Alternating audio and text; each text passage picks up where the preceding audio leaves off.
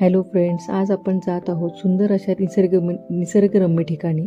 हे ठिकाण पुण्यापासून अगदीच 50 किलोमीटर अंतरावर मुळशी तालुक्यातील हडशी या गावामध्ये आहे.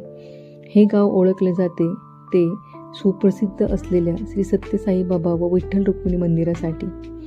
या परिसरात पोचलो आणि आवाज आला मंदिरामध्ये चालू असलेल्या भजन आणि कीर्तनाचा. मंदिराच्या दर्शनाची वेळ आहे सकाळी 6 ते रात्री 8 पर्यंतची. मंदिर परिसर उंच झाडे व फुलझाडांनी सुंदर ठेवण्यात आलेला आहे. आता आपण जात आहोत गाभाऱ्यामध्ये. आपल्याला गाभाऱ्यामध्ये पाहायला मिळते सुंदर अशी सत्य साईबाबा तसेच विठ्ठल रुक्मिणी यांच्या मूर्ती. आज योगायोगाने आहे भागवत एकादशी आणि आपण घेणार आहोत विठ्ठल रुक्मिणी यांचे दर्शन. तर चला घेऊयात विठ्ठल रुक्मिणींचे दर्शन.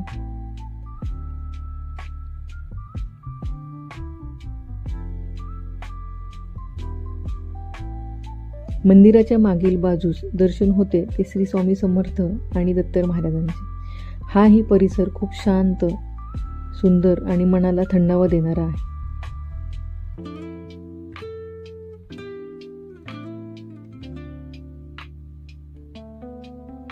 मंदिराचा सर्व परिसर खूपच सुंदर, निसर्गरम्य आणि शांत असा आहे.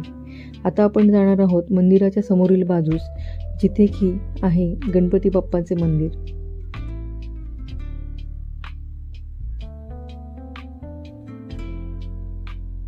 हे ठिकाण पुण्याजवळ असल्यामुळे 1 दिवसाच्या सहलीसाठीचा चांगला पर्याय आहे.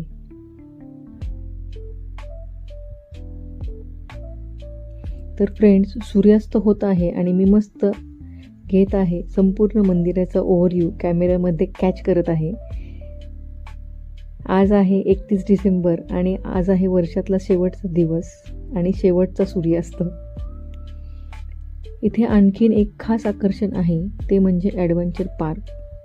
इथे आल्यानंतर आपण वेगवेगळ्या ॲडव्हेंचरचा आनंद घेऊ शकतो.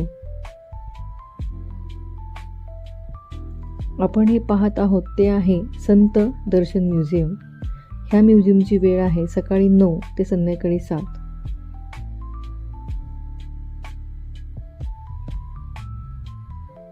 तर फ्रेंड्स, हा होता आजचा सुंदर असा व्लॉग.